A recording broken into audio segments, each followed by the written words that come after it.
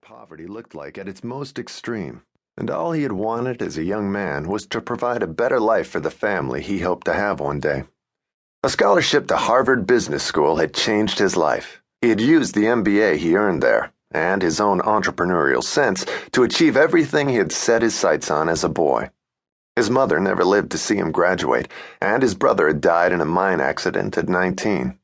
Only Bill had escaped into a better world, and he never forgot where he came from and what he had achieved. He was brilliant in business, and at 52, he had fulfilled his dreams and worked at home now, managing his investments and spending as much time with Lily as he could. He had been both father and mother to her for 14 years and was infinitely proud of her. Lily showered and dressed and appeared at the breakfast table a few minutes later in her ski pants, thermals, and bare feet. Her long dark hair was still wet from the shower, and her father was sipping a cup of coffee as he looked up at her with a smile. "I was wondering if you were going to sleep in. It looks nasty outside." As he said it, they both heard the dynamite go off again.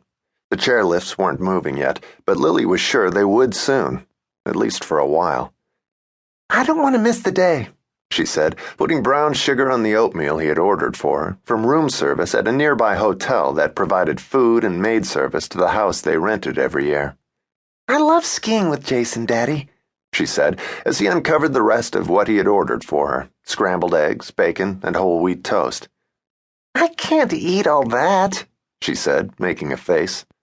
Lily was lean and athletic and in fantastic shape, and she was as beautiful as her mother had been, with the same lavender blue eyes, dark hair, and creamy skin, and a wide smile that mirrored his own. Bill was as fair as she was dark, and looked younger than his years.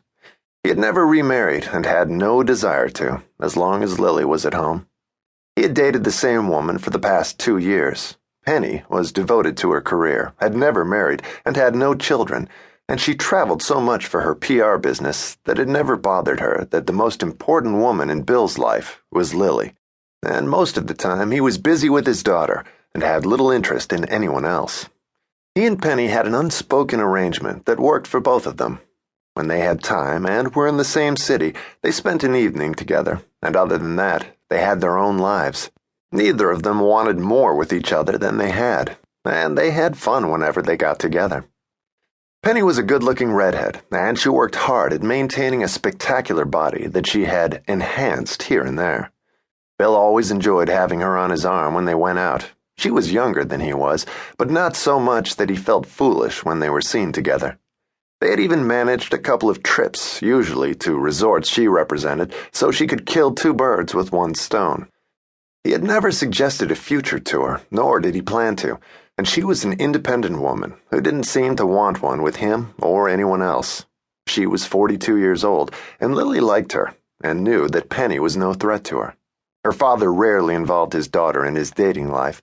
They spent their family time alone, as on this vacation, and during their time in Squaw, Penny was at the opening of a new resort in St. Bart's, and Bill had never invited her to Squaw Valley with them on their annual trip. He liked spending the time with Lily. She was so busy with school and friends, sports, and after-school activities when they were at home. He dreaded when she'd leave for college and was trying to talk her into going to school in or near Denver, although Lily had her heart set on the Ivy League in the East and had the grades to get in. "Are you sure you want to go out today?" he asked, as she took a bite of the eggs and then nibbled a strip of bacon. "They'll probably close the mountain early. I want to get in as many runs as I can before they do," she said, then stood up to go finish dressing. "If it gets too bad, I want you to come in," he reminded her. He admired her skill and her discipline, but he didn't want her taking crazy chances in ugly weather. But she was a sensible girl, too. "I know, Daddy," she said with a dazzling smile as she looked over her shoulder. "Don't worry, we'll be fine. Jason knows the mountain better than anyone here." It was one of the reasons why Bill had hired him years before. He wanted Lily to have fun, but he wanted her safe above all.